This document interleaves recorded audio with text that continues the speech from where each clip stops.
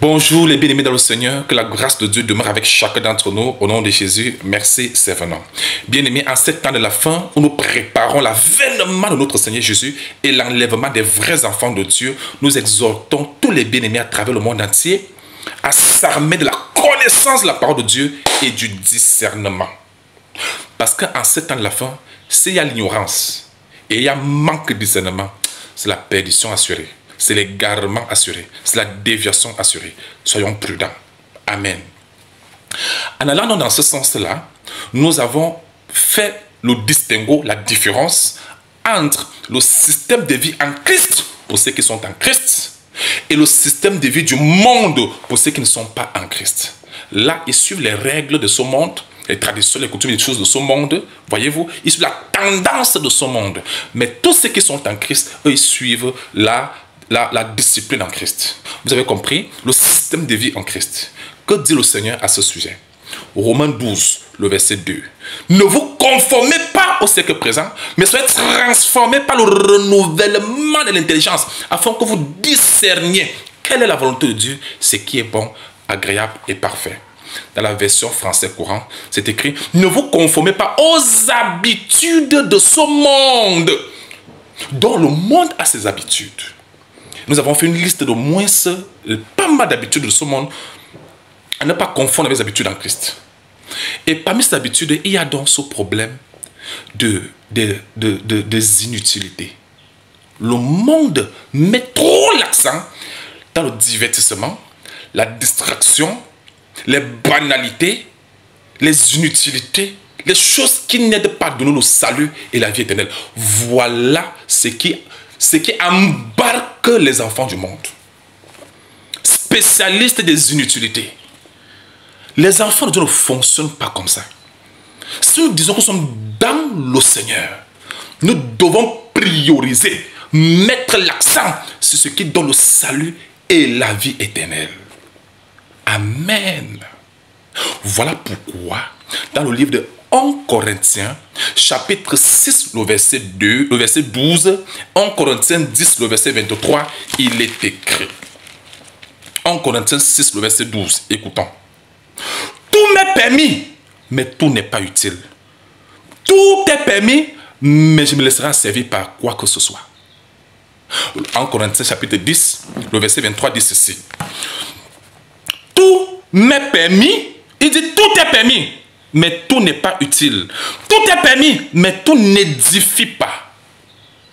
Dans la version française pour Semeur, voici ce qui est écrit. Oh, j'aime bien ce passage ici. Oui, tout m'est permis, mais tout n'est pas bon pour nous. Tout est permis, mais tout n'aide pas à grandir dans la foi. Est-ce que vous savez que le diable a tellement embarqué le monde dans des banalités, des choses qui ne servent absolument à rien, qui n'aident ni à sauver nos âmes, ni à obtenir la vie éternelle. Alors que cela devrait être la priorité de tout véritable enfant de Dieu sérieux. Ah oui. Ce n'est pas tout qui nous aide dans notre foi, dans notre croissance dans la foi. Ce n'est pas tout qui nous aide à obtenir le salut à la vie éternelle. Voilà pourquoi les enfants de Dieu doivent avoir le discernement. Satan a embarqué plusieurs personnes dans des histoires dormies debout. Cristiano Ronaldo a fait ceci, Messi a acheté ceci, Mbappé a fait ceci, le football, les histoires partout. Il y a beaucoup de ces choses-là même qui nous aident. C'est permis, mais ce n'est pas utile pour nous. Enfant de Dieu, est le discernement. Il faut savoir ce qui est utile pour toi, pour ton âme et pour la vie éternelle. Parce qu'avant tout et après tout, toutes ces choses auxquelles les gens sont attachés, toutes ces choses nous abandonneront devant la tombe. Qui sera là pour nous? Le football va nous abandonner. Toutes ces choses que vous voyez là, les histoires auxquelles les gens sont tellement engagés, toutes ces choses-là nous abandonneront devant notre tombe. Et qui sera là pour nous? Occupons-nous de Jésus. Parce que c'est Jésus-Christ qui est le garant et qui garantit notre salut, notre vie éternelle et notre croissance spirituelle. Pourquoi blaguer avec ces choses?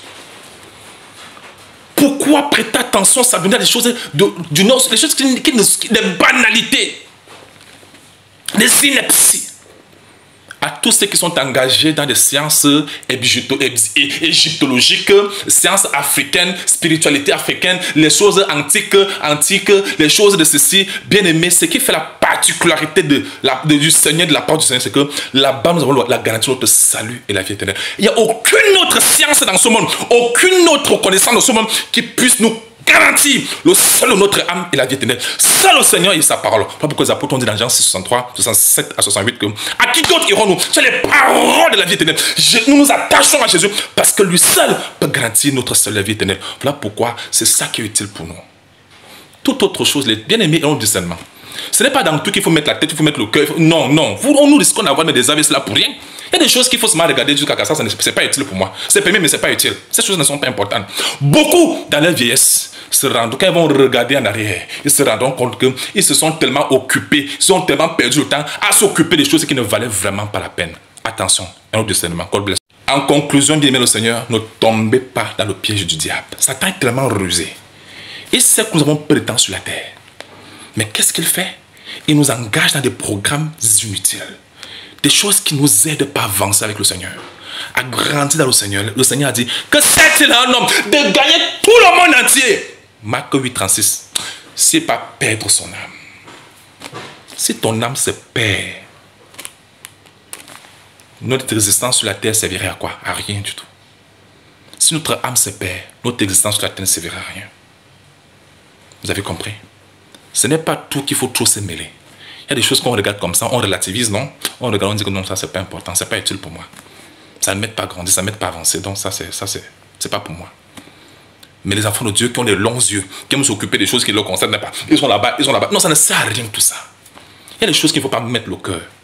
Mais bien aimé, ne mettez pas le cœur en toute chose, mettez le cœur en Jésus. Le Seigneur dit, tu aimeras le Seigneur de tout ton cœur, tout ton âme, toute ta pensée. Vous comprenez? Ce n'est pas toutes les sciences du monde entier qu'il faut vraiment s'engager. Non, non, non, non. Il faut bien aimer toutes les philosophies. Attention, allons-y doucement. Tout est permis. Tout est permis. Mais malheureusement, tout n'est pas utile. Tout n'édifie pas. Tout ne m'aide pas à vous obtenir la vie éternelle. Pourquoi vous nous choisissez Jésus et sa parole? Parce que là, nous avons la garantie de notre salut. Le salut de notre âme et la vie éternelle. N'oublions pas. N'oublions pas. Tout ce qui nous vous empêche de servir le Seigneur, vous abandonneront tous devant votre tombe. Devant notre tombe. Ils continueront la vie qui sera là pour nous. Ne blaguez plus jamais avec Jésus. Il est le seul garant. L'ami fidèle et éternel, c'est lui. Sa parole nous sert de sceau. Ne rions pas avec Jésus. Attachons-nous franchement à lui. Ne le négligeons pas. Il est notre seul espoir. Quand tout le monde va nous abandonner devant la tombe. Jésus-Christ est notre seul espoir.